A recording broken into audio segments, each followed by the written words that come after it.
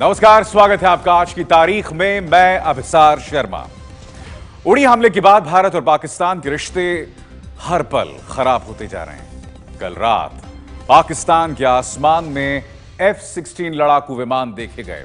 दावा यह किया जा रहा है कि पाकिस्तान युद्ध की तैयारी कर रहा है, लेकिन शायद पाकिस्तान यह भूल गया कि जब जब उसने भारत को आंख दिखाने की जुर्रत की है, उसे करारा जवाब मिला है।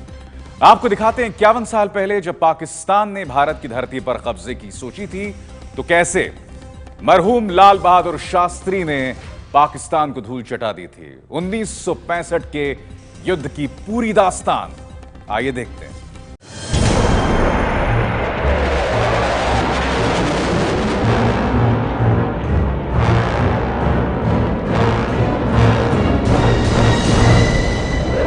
सितंबर रात के 10:50 इस्लामाबाद के आसमान में अचानक शोर के साथ इस तरह की रोशनी देखी गई। दावा किया गया कि पाकिस्तान के फाइटर F-16 विमान रात के अंधेरे में युद्ध अभ्यास कर रहे थे। यहां तक कहा गया कि इन विमानों ने पाकिस्तान के कामरा एयरबेस से कश्मीर तक का चक्कर लगाया।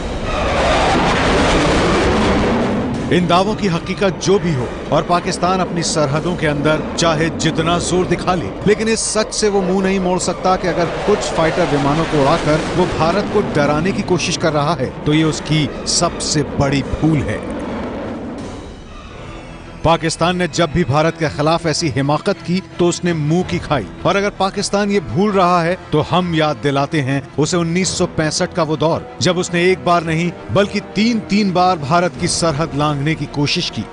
उस वक्त लाल बहादुर शास्त्री भारत के प्रधानमंत्री हुआ करते थे। शास्त्री ने 2 बार पाकिस्तान की गलती को नजरअंदाज करने की कोशिश की, लेकिन तीसरी बार जब भारतीय सेनाएं आगे बढ़ी तो पाकिस्तान के लिए लाहौर को बचाना मुश्किल हो गया था।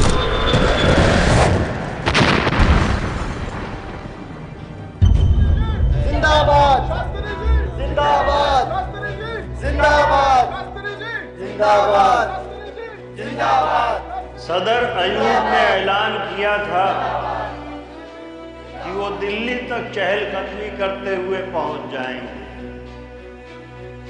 वो बहुत बड़े आदमी हैं। मैंने सोचा कि उन्हें दिल्ली तक पैदल चलने की तकलीफ क्यों दी जाए, हम ही लाहौर की तरफ बढ़कर उनका इस्तकबाल कर लेते हैं। लाल बहादुर शास्त्री को प्रधानमंत्री बने तब 1 साल ही हुआ था। देश अकाल और आर्थिक संकट के दौर से गुजर रहा था। लाल बहादुर शास्त्री के सामने कई बड़ी राजनीतिक चुनौतियां भी थीं। पाकिस्तान भारत के इस माहौल का फायदा उठाना चाहता था। उसे लगा कि चीन के साथ 1962 के युद्ध के बाद भारत कमजोर होगा। उस वक्त पाकिस्तान के विदेश मंत्री जुल्फिकार अली भुट्टो भारत के खिलाफ एक बड़ी साजिश रच रहे थे। This was Zulfikar Ali Bhutto's war. ये उनकी लड़ाई थी। वो हार्डलाइनर थे और उन्होंने अयूब को बाध्य किया कि आप इस युद्ध को करिए, ये इससे अच्छा मौका आपको नहीं मिलेगा और ये लास्ट चांस है हमारे लिए, क्योंकि इसके बाद भारत की सेनाएं एक्सपैंड करेगी। 3 लाख से जाकर 8 लाख भारत की सेना हो जाएगी। थल सेना का जो स्ट्रेंथ है उतना हो जाएगा और फिर उसके बाद हमें कोई इससे मौका नहीं मिलेगा, इसलिए आप इसको युद्ध को करिए। कश्मीर पर घात लगाए बैठे पाकिस्तान ने पहली कोशिश 1965 के मई महीने में की थी। गुजरात के कच्छ के रण में पाकिस्तान कुछ समय से गोलीबारी कर रहा था। भारत की जमीन पर कब्जे के इरादे से पाकिस्तान ने कच्छ में ऑपरेशन डेजर्ट शुरू कर दिया। भारतीय सेना ने जवाबी कार्रवाई की, लेकिन अंतर्राष्ट्रीय दबाव के कारण वहां सीज फायर करना पड़ा। जवाबी कार्रवाई में भारतीय सेना ने मोबिलाइज किया और ब्रिटेन के प्रधानमंत्री के मध्यस्थता से सीज फायर बुलाया गया और 1 जुलाई तक ये सिलसिला एक किस्म से रिजॉल्व हुआ। उस वक्त लाल बहादुर शास्त्री पर पाकिस्तान से युद्ध का दबाव बन रहा था, लेकिन शास्त्री युद्ध को टालना चाहते थे। दरअसल कच्छ पर हमला पाकिस्तान की एक बड़ी साजिश का हिस्सा था।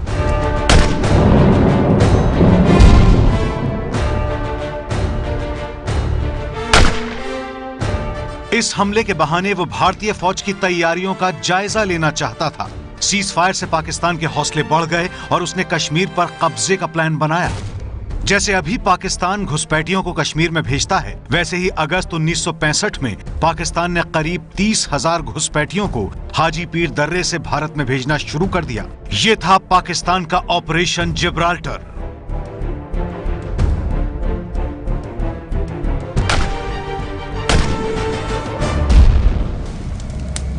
5 अगस्त 1965 को शुरू हुए इस ऑपरेशन के साथ ही भारत के प्रधानमंत्री लाल बहादुर शास्त्री का धैर्य जवाब देने लगा।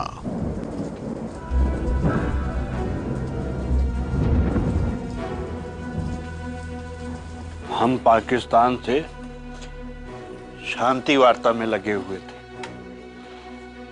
और पाकिस्तान अपने मूली इलाके में घुसपैठिए तैयार कर रहा था। अब मुझे अयूब खान की नीयत पे जरा भी शक नहीं है, वो हमसे लड़े बिना मानेंगे नहीं। हम उन्हें सबक सिखाए बिना नहीं छोड़ सकते। ऑपरेशन जिब्राल्टर दरअसल पाकिस्तान का गुप्त सैनिक अभियान था। घुसपैठियों की शक्ल में पाकिस्तानी सेना के लोग भारत में दाखिल होना चाहते थे। ये लोग कभी बमबारी करते थे तो कभी हाईवे को बंद कर देते थे। पुलों को तोड़ना, लूटपाट करना, रसद पर कब्जा करना, ये सब भी साथ चल रहा था। इनका मेन मकसद था कि वो इन्फिल्ट्रेट करके जो गवर्नमेंट थी वहाँ पे कश्मीर में, उसको वो वहाँ से डिसलोकेट करें और अपनी गवर्नमेंट बनाएं, और अपनी गवर्नमेंट बनाने के बाद वो पाकिस्तान इंडिया पे हमला करें और इंडिया को हराएं। अगर हाजी पीर दर्रे पर उनका कब्जा हो जाता तो श्रीनगर और पुंछ की दूरी सिर्फ 60 किलोमीटर रह जाती। इसलिए इन घुसपैठियों को तुरंत रोकना जरूरी था। भारत ने हाजी पीर पर कब्जे के लिए 2 तरफ से हमले की योजना बनाई। पूर्व की ओर से पंजाब रेजिमेंट को हमला करने के लिए कहा गया और पश्चिम से 1 पैरा रेजिमेंट को चोटियों पर कब्जा करने का आदेश मिला। रात के अंधेरे में भारतीय जवानों ने चढ़ाई शुरू कर दी और सुबह होते ही पाकिस्तानी घुसपैठियों पर हमला कर दिया। इस हमले ने पाकिस्तानी घुसपैठियों को संभलने का भी मौका नहीं दिया। 28 अगस्त की सुबह यहां भारत का तिरंगा लहराने लगा।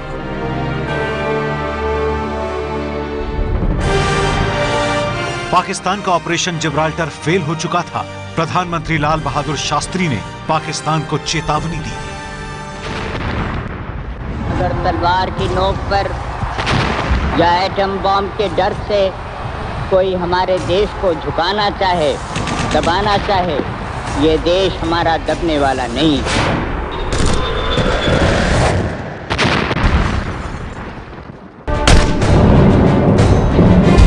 अयूब खान और जुल्फिकार अली भुट्टो ने 2 बार मुंह की खाने के बाद भी सबक नहीं सीखा। 1 सितंबर 1965 को पाकिस्तान ने तीसरी गलती की। यह था operation grand slam. Akhtar Hussain Malik जो 12 डिवीज़न के जीओसी थे पाकिस्तान के, उन्होंने ये कंसीव किया था प्लान को, इस प्लान को बनाया था कि छम जोरियां से एक बड़ा हमला करें टैंक्स को लेकर, आर्टिलरी को लेकर, जिसका टारगेट था या जिसका ऑब्जेक्टिव था कि अखनूर ब्रिज को कैप्चर किया जाए पहले, जिससे नौशेरा, पुंछ, राजौरी को कट ऑफ किया जाए और उसके बाद जम्मू की तरफ बढ़ा जाए आगे, जिससे कि पूरा कश्मीर भारत से अलग हो सकता है। ऑपरेशन ग्रैंड स्लैम के तहत पाकिस्तानी फौज ने जम्मू कश्मीर के छंब में भारतीय सेना पर तोपों से जबरदस्त हमला किया। छंब पर कब्जे का मतलब था बाकी के भारत से जम्मू कश्मीर का अलग हो जाना। इसे रोकने के लिए एयरफोर्स का इस्तेमाल जरूरी था। हालात को देखते हुए सेना अध्यक्ष जनरल JN चौधरी ने एयर मार्शल अर्जन सिंह से एयरफोर्स की मांग की। I can't use the Air Force at my own will, because once the Air Force takes part, the war expands. I said, therefore, I would ask you, let's go and see the defense minister. इसके बाद अर्जन सिंह ने रक्षा मंत्री YB Chauhan से पाकिस्तान के खिलाफ air force के इस्तेमाल की इजाजत मांगी। ये एक बड़ा फैसला था, क्योंकि इसका मतलब था युद्ध को आगे बढ़ाना। लेकिन रक्षा मंत्री ने इसकी इजाजत दे दी। भारतीय एयरफोर्स के विमानों के एक्शन में आते ही जमीन पर लड़ रही भारतीय सेना को बड़ी मदद मिली। लेकिन पाकिस्तान ने भी अपनी पूरी ताकत छंब में झोंक दी। अमेरिका से मिले पैटर्न टैंकों को युद्ध के मैदान में उतार दिया।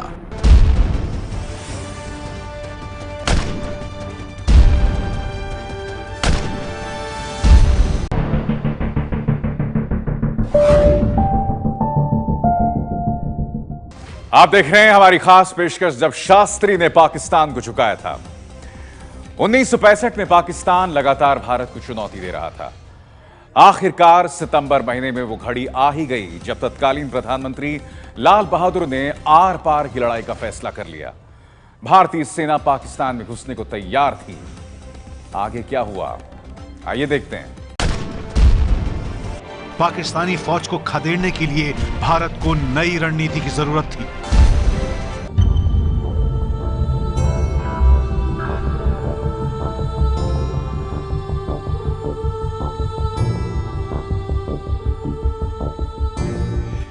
भारत के सेनाध्यक्ष जनरल JN चौधरी ने अचानक आधी रात को प्रधानमंत्री लाल बहादुर शास्त्री से मुलाकात का समय मांगा। आधी रात को ही शास्त्री जी और आर्मी चीफ चौधरी की मुलाकात हुई।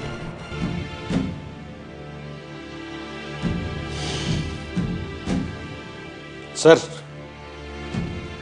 अब हमें बड़ा फैसला लेना ही होगा। पाकिस्तान को जवाब देना ही होगा। तो फिर आप ऐसा करते क्यों नहीं? दरअसल अब हमें दूसरी ओर जवाबी मोर्चा खोलना होगा, पंजाब की तरफ से। मतलब अब लाहौर की तरफ हमें अपनी सेना को भेजना होगा। ये एक अंतर्राष्ट्रीय सीमा है सर, इसे पार करना ही होगा। घुसपैठिए जहां से कश्मीर में आए थे वो भी एक अंतर्राष्ट्रीय सीमा है। आप सीमा पार कीजिए। सर, आप जानते हैं इसका मतलब क्या होगा? मैं जानता हूं इसका अर्थ क्या है, तभी मैं आपसे ये करने के लिए कह रहा हूं। आप सीमा पार कीजिए।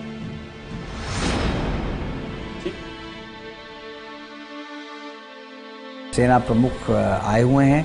एयर मार्शल अर्जुन सिंह जो अभी जीवित हैं, मार्शल एयरफोर्स हैं, जनरल चौधरी और नेवी के सोमन, ये 3 लोग आए थे।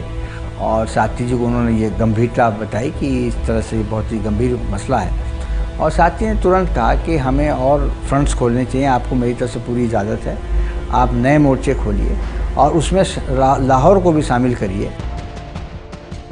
ये एक बहुत बड़ा फैसला था। लाल बहादुर शास्त्री ने लड़ाई को बढ़ाने का फैसला कर लिया था।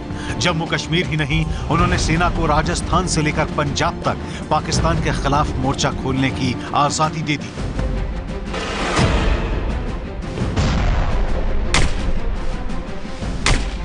पंजाब और राजस्थान की सीमा से पाकिस्तान में दाखिल होने के फैसले ने लड़ाई की दिशा बदल दी। कश्मीर पर कब्जा करने का ख्वाब देखने वाली पाकिस्तानी फौज के लिए लाहौर और सियालकोट को बचाना मुश्किल हो गया। पाकिस्तान को दांव उल्टा पड़ गया था। 6 सितंबर को भारतीय सेना पाकिस्तान में घुस गई।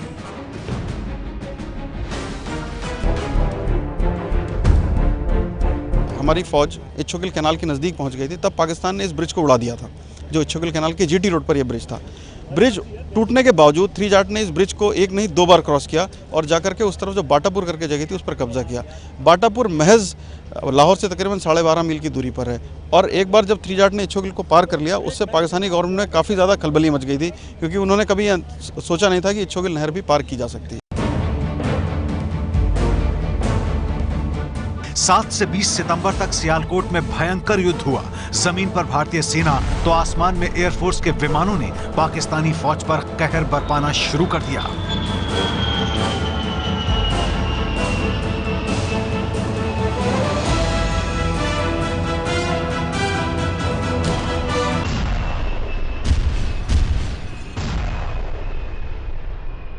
चारों तरफ टैंकों के चलने से धूल उड़ रही थी। गोला बारूद के धमाकों से धुआं पसरा हुआ था। दोनों देशों के करीब 400 टैंक आग उगल रहे थे।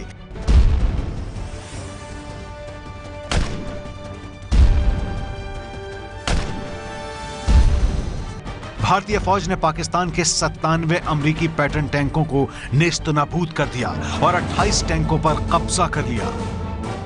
4 गन्नेडर के चारों तरफ जो है टैंक के टैंक बर्बाद पड़े थे, तो वो वाकई टैंकों का कब्रिस्तान नज़र आता था। बाद में उन्हें इकट्ठा करके एक जगह है बिक्की मिंट, वहाँ खाली मैदान था, वहाँ पर उनको इकट्ठा कर दिया, जिसकी एक फ़ोटो भी है, और उसको नाम पैटर्न नगर रख दिया। भारतीय फौज लगातार पंजाब और अंतर्राष्ट्रीय सीमा पार कर लाहौर के करीब तक पहुंच गई। कश्मीर के हाजीपीर इलाके पर भी भारत का कब्जा हो गया था। सियालकोट पर भारत किसी भी वक्त कब्जा कर सकता था। आखिरकार यूनाइटेड नेशन के दखल के बाद 20 सितंबर को संयुक्त राष्ट्र की सुरक्षा परिषद में युद्ध विराम पर प्रस्ताव पारित किया गया और 22 सितंबर को भारत पाक युद्ध विराम का आदेश जारी कर दिया गया। अंतर्राष्ट्रीय दबाव के आगे झुकते हुए 22 सितंबर को राष्ट्रपति अयूब खान ने पाकिस्तान रेडियो पर सीज फायर की जानकारी अपनी आवाम को दी। आज सुबह हमने पाकिस्तान की अफवाज के नाम ये हुक्म जारी किया है कि वो 23 सितंबर को सुबह के 3 बजे से फायरिंग बंद कर दें। भारत और पाकिस्तान के बीच सीज फायर भले ही हो गया, लेकिन इस लड़ाई में पाकिस्तान को जबरदस्त नुकसान हुआ और उसके करीब 400 टैंक नष्ट हो गए। और सबसे बड़ी बात, भारत ने पाकिस्तान के अंदर घुसकर हमला किया। 1965 का युद्ध सीज फायर के बाद खत्म हुआ, लेकिन भारतीय सेना के लिए एक विजय ही थी, क्योंकि भारत ने पाकिस्तान के अंदर घुसकर उसे धूल चटाई। लाल बहादुर शास्त्री को मजबूत इरादों और बड़े फैसलों के लिए आज भी दुनिया सलाम करती है। यह वो दौर था जब दोनों देश परमाणु हथियार संपन्न नहीं थे, लेकिन दोनों देशों के पास एटम बॉम्ब है।